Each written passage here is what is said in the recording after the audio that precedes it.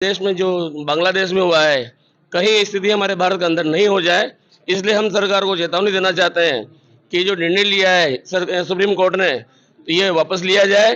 जय जोहर का नारा है और जय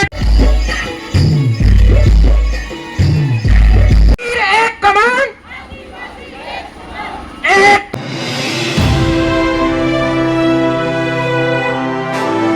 विश्व आदिवासी दिवस, जिसे विश्व स्वदेशी दिवस के रूप में भी जाना जाता है, वैश्विक स्तर पर स्वदेशी लोगों के अधिकारों का समर्थन और संरक्षण करने तथा पर्यावरण संरक्षण में उनके महत्वपूर्ण योगदान को मान्यता देने के लिए प्रतिवर्ष 9 अगस्त को मनाया जाता है। भारत में इसे मूल निवासी दिवस के रूप में भी मनाया जा रहा है। दोस्तों नमस्कार, द वॉइस ऑफ जस्टिस पर आपका स्वागत है। विश्व आदिवासी दिवस के इतिहास की हम बात करें तो विश्व के आदिवासी लोगों का अंतर्राष्ट्रीय दिवस पहली बार संयुक्त राष्ट्र महासभा द्वारा दिसंबर 1994 में घोषित किया गया था, जिसे हर साल विश्व के आदिवासी लोगों के द्वारा 1995 से 2004 के पहले अंतर्राष्ट्रीय दशक के दौरान मनाया जाता है। आदिवासी भारतीय उपमहाद्वीप में रहने वाली विभिन्न जनजातियों को संदर्भित करता है, जबकि दिवस का हिंदी में अर्थ दिन होता है। आधुनिक समाज में कई प्रगति के बावजूद स्वदेशी लोग अक्सर सबसे गरीब जातीय समूह में से हैं।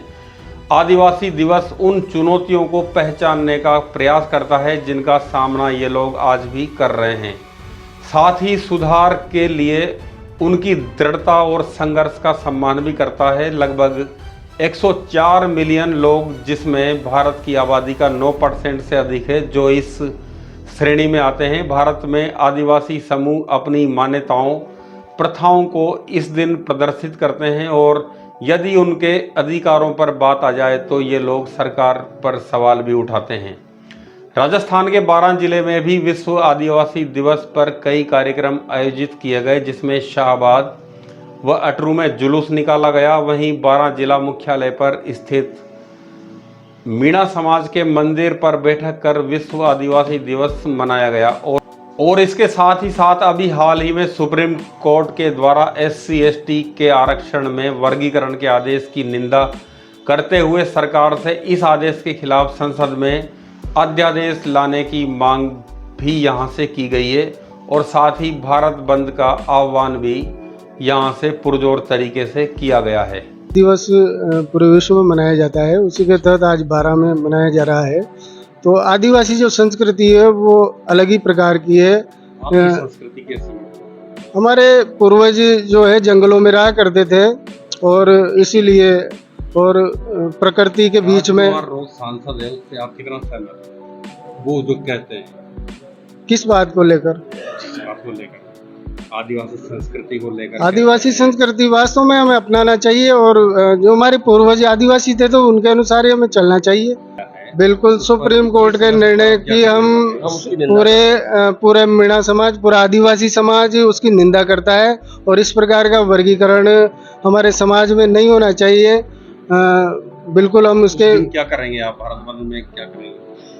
भारत बंद को लेकर हमारी तैयारियां चल रही है। हमारा ST SC OBC जो संगठन बना हुआ है उसके तहत भी हम तैयारियां कर रहे हैं और हम संपूर्ण भारत जो बंद की मांग है उसको हम सफल बनाने के लिए पुरजोर हमारा पूरा समाज एकत्रित रहेगा और जबरदस्त समर्थन करते हुए हम भारत बंद करवाएंगे। 12 बंद भी 12 बंद रहेगी। भारत बंद है तो 12 बंद ऑटोमेटिक रहेगी।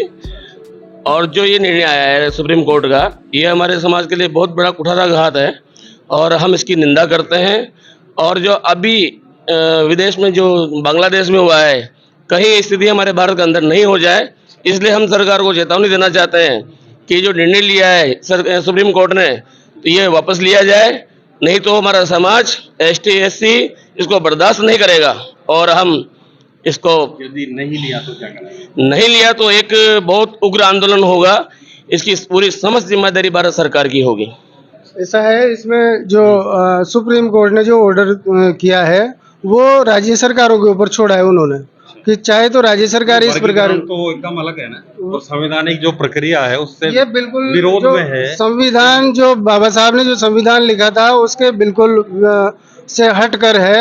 ये पता नहीं किसने इस प्रकार की कल्पना की है। जातियां किसने बनाई है? सुप्रीम कोर्ट जातियां हमारे किसने बनाई है? मनुस्मृति के अनुसार जातियां बनी हैं। जिन्होंने बांटा वही अभी बांट रहे हैं आपको। अभी बांट रहे हैं तो हम इसका पुरजोर विरोध करेंगे। वर्गीकरण को बर्दाश्त नहीं करेंगे। एक ही समाज में दो दो तीन तीन वर्ग हो जाएंगे, एक बड़ा एक छोटा, ऐसा नहीं होने देंगे हम। सुप्रीम कोर्ट को कानून बनाने का कोई अधिकार नहीं है। अच्छा, जबकि ये जो कानून बनते हैं संसद में बनते हैं, संसद में बनता है, ठीक है। तो ये जो किया जा रहा है ये हमारे समाज के लिए बहुत बड़ा कुठाराघात है। मोदी साहब से आप क्या कहना चाहोगे? मोदी साहब से हम ये चाहते हैं कि भारत के अंदर एक शांति बनी रहे और अध्यादेश लाया जाए। हाँ, अध्यादेश लाया जाए और सबको एक साथ लेकर सबको साथ लेके चले। और इस मुद्दे को जो है 9वीं अनुसूची में डाला जाना चाहिए। क्या ये भी मांग होनी चाहिए ना? कोई बाद में कभी छेड़छाड़ ही नहीं हो इस तरह। बिल्कुल ऐसा होना चाहिए ताकि कभी आगे कोई छेड़छाड़ न हो। और हम तो यही निवेदन करते हैं भारत सरकार से कि भारत के अंदर एक शांति बनी रहे और जो शासन कर रहे हैं वो भी एक अपने विचार से काम करें कि भारत के अंदर अशांति ना होना चाहिए।